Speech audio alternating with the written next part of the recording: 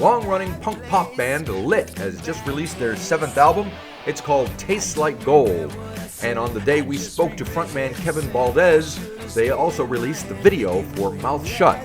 That features the drumming skills of their friend Adrian Young of No Doubt. So here's a bit of the video before we get into the music talk. So I'll just keep my mouth shut. Words are getting dangerous. Try to stop the bad blood. Always end up making a new cut. Tell me about the making of the video. Well, I think the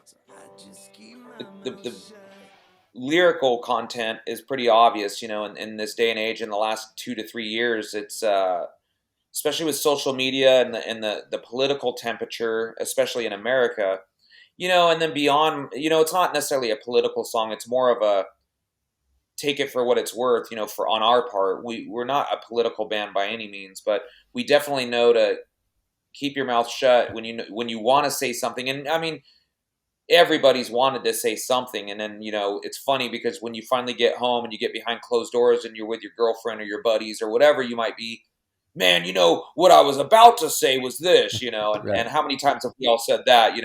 It's so funny, when something goes down, it's not till later that you really are able to harness what you think you probably should have said, Right. that really would have put the person in their place. Yep.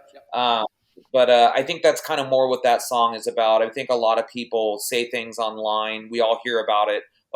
Such and such is in trouble. You hear about people getting fired, especially here in America. Newscasters, news anchors get fired all the time for either saying something online on the newscast or on their own personal social media outlet. They say the wrong thing and they get canned for it. Yep.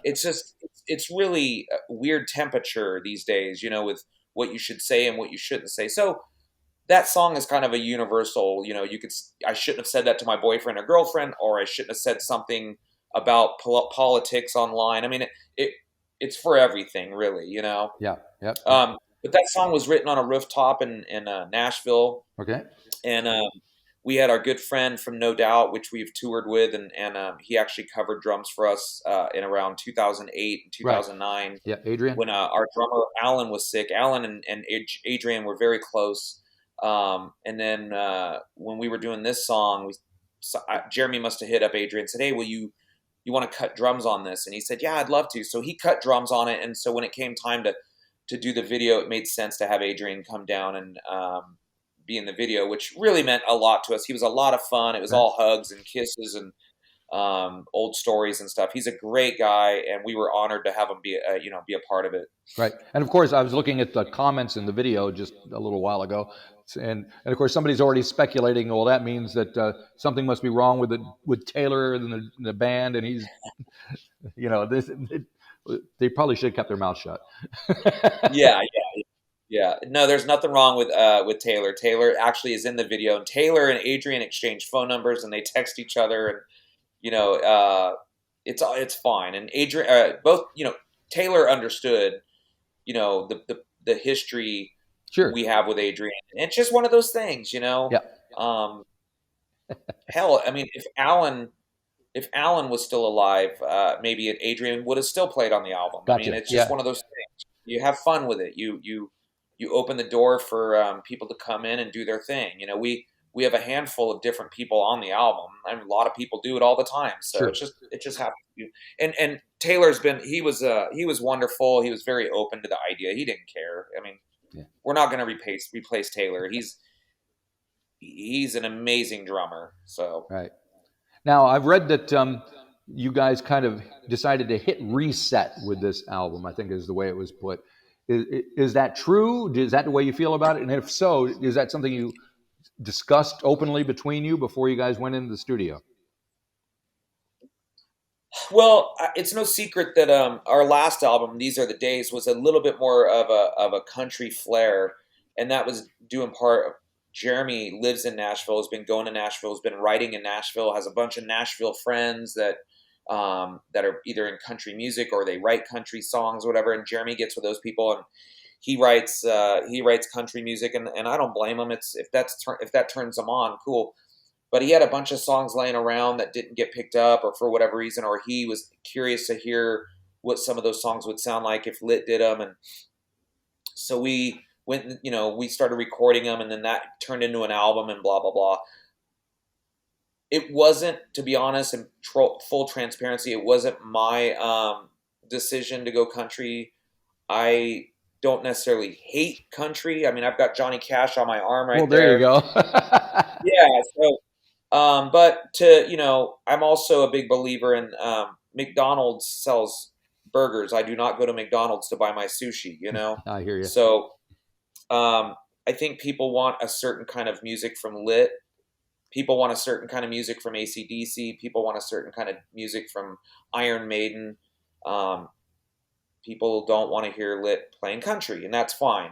Yep. But in their defense, for bringing that, if you listen to every album we've ever put out, they all kind of vary a little bit of a degree, throughout. We are definitely not an AC/DC. Every album, you know what you're going to get. Yep. With Lit, you're going to get something kind of like the last album, but now it's going to be a little bit different. And that's because you've got 3 or 4 guys in the band that listen to a lot of different music, and we bring different ideas to the table. And that's why that all happens, and we're cool with that. I mean, I love AC/DC, but they're a one kind of music, Yep. and that's what they do, and I love that. But then there's other bands that you get different kind of a sound per album, Yeah. And that's fine too, Now, you had a couple guys, Carlo and Eric, are your co-producers on the record, and they did some writing as well. So tell me about them and what their roles were more specifically. Yeah, they're I don't know actually where they're from, but I know they live in Nashville. They're great guys, great spirit. They are a wealth of energy, both for the music and just to be around. They keep it very exciting, and they really helped keep moving this album along. And they're both big Lit fans, so they're younger and they bring a younger energy to us, but they also knew where Lit's boundaries were, and they really kind of helped keep us on the train tracks, And I'm very thankful because I really do love this new album. I think it's amazing. I've been doing a lot of interviews lately, and I always say this: I would put this album up against A Place in the Sun, Right. And no disrespect to Place in the Sun, it opened all the doors Sure. to my entire life. It allowed me to do so much. But in terms of sonically and the song craftsmanship and all that, I think Tastes Like Gold really holds its own, and I would absolutely put it next to A Place in the Sun. And what I noticed yesterday during an interview, I mentioned that we have a song on the album that's one of my favorites. It's the title track called Tastes Like Gold. But when I was telling that to the interviewer, I realized there's only two albums in our catalog that have title tracks, and A Place in the Sun is one of them, and the new album, There you go. Tastes Like Gold, both have title tracks. So I thought that was kind of neat, Yep. So, Yeah, I mean, you guys have been together in one form or another since the 80s, pretty much. So, yeah. I mean, you were much younger then, as we all were. Yeah. So, do you find thinking about your age and the fact that you've been together, does that play into how you approach making records these days? There's times in the week. Sometimes when I get out of bed, my knees kind of hurt, or my wife she'll see me it takes me a while to get out of bed. But I got to show you something. I hope you can see this. All right. I'm going to show you something right now. And this is every time we're on stage, I do this. Hey, give me 1 second. Sure. It's going to be worth it. It's going to be worth it. Where is it? I got to find it for you. I got to find it. Man. I still hit the stage like I'm 25. And I'm not that much older than 25. I gotcha. Yeah. But, dude, I mean, I would venture to say that I put more into shows now than I did during A Place in the Sun. Right. Crap, where is it? I got to find this for you. Okay. Found it. This is going to be worth it. So I won't give away my age, but I mean, that's what I still do every Yeah. night, multiple times a night, you know? So it's not old man just yet, you know? Good idea. I'm not phoning it in, as we say over here. We're not phoning it in.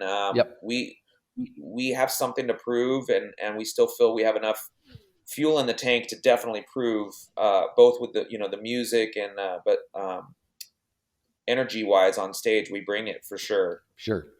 Well, speaking of Yeah. rock and roll lifestyle and behavior, you do have a song called "Kicked Off the Plane," which I would be remiss in not talking about. But obviously, there's a story there. Left Chicago high as hell. One red line left on my cell. Forgot my judgment at the bar. Story of my life so far. Got kicked off the plane. Hey,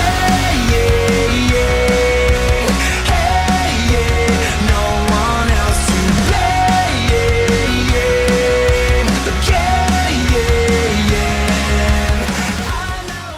Yeah, it's funny. I'm not 100% proud of it. I wasn't there. And like I said, I've been sober for going on 6 years right now. But a couple of my guys still drink, and they I think they picked up what I don't drink, and they continue it. But so we had a show the night before the plane incident, and I think guys stayed up late and had to get up early, probably 4:30 in the morning. You get on a shuttle, you make your way to the airport, you make your way to the security, and then you finally make your way to the gate and everything. But before they made it to the gate, they went to I remember seeing them at a bar, and I was like, holy crap, man, they're still going. Right. Those dudes are nuts. Yeah. And then we get a text a little later, because half of us live in the Orange County, LA area, and then the other half lives in Tennessee. And one of our crew guys went with AJ and Jeremy to Tennessee. Anyways, he brought his drink on the flight, and he was questioned about it. You're not allowed to bring drinks on the flight. You can drink before you get on the flight, but you can't bring it. Yep. So they questioned him, and he was like, well, I'm almost done with it. And they're like, well, no, you got to give it to me. Anyway, one thing led to another. I mean, luckily there wasn't a screaming match. There wasn't any physical harm. They simply just had security apparently come on. I wasn't there, but they escorted him off the flight. And then I don't know that Jeremy and AJ actually got kicked off the flight. I know that Christian, our guitar tech, did. And I think that Jeremy and AJ just went with him to make sure he was going to be all right. And so that's what happened. And all that BS kind of turned into a really good song. I love the song. Yep. And it's currently in our set, so we've been playing it live. Great. So, what have the shows been like? What's it like out on the road these days? It's great, man. The feedback on the new album, the new songs, has been awesome. We're currently playing 4 songs, 4 of the new ones in our set, and I'm the one guy in the band that's really pushing to add like 3 more. Yeah, yeah. I really like the album that much, and I love playing fresh new songs live. But there's some staples from our old albums that people want to hear as well. It sucks because as we continue writing and putting out albums, I'm starting to feel what Iron Maiden has. They got like 41 albums or something. I mean, imagine making that set list. So we're averaging 16 to 18 songs live. We've been known to play 24 songs. Right. But it's been great. To answer your question, the shows have been awesome, and the feedback to the album's been awesome. Right. Thank God. And is it different post-COVID, or I don't even know if we are post-COVID, but there you go. You find that people buy tickets right before the show. Right. Like tickets will sell, and then the day of the show, it's like I think people are a little reluctant to buy tickets for a show if they think it might get canceled. And we've had to cancel a couple of shows, not necessarily due to COVID. I can't remember. Maybe 1 or 2 were COVID related, crew wise. I don't think we've canceled anything because of the band getting COVID. Right.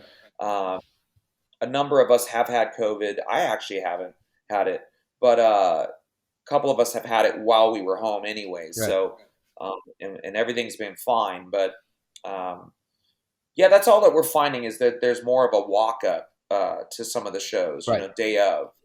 So Everybody's playing it a little close to the vest. See what's. well, yeah, a little safer. Exactly. Yeah. Oh well, that's to be expected, I guess. Are you thinking already what you're going to do next, record wise? No, I think we'll probably play this one out for, the album just came out last Friday, Yeah. a week ago tomorrow. No, we haven't even touched on it really yet. I think we're just happy to get out on the road and finally play these songs. I mean, it took us a while to write it and get it done and, Yep. and do the artwork and everything. So I would like to maybe start thinking about the next one though. I'd rather get something out sooner rather than later. Yeah. And just keep following it up and get some albums out, Cool. All righty. Well, maybe you Yeah. can make it down here to New Zealand at some point. Dude, I hope so. I'd like to go to Australia and then head up to you guys, and then on the way back, maybe hit a couple spots in Japan. Yep. Make a thing out of it would be really cool. You never know. We're still Yeah. here. All righty. Well, thanks for Do you spending guys time have with a- me. I appreciate it. Yeah, you got it, man. You got it. I'll talk to you soon. Thanks for having me.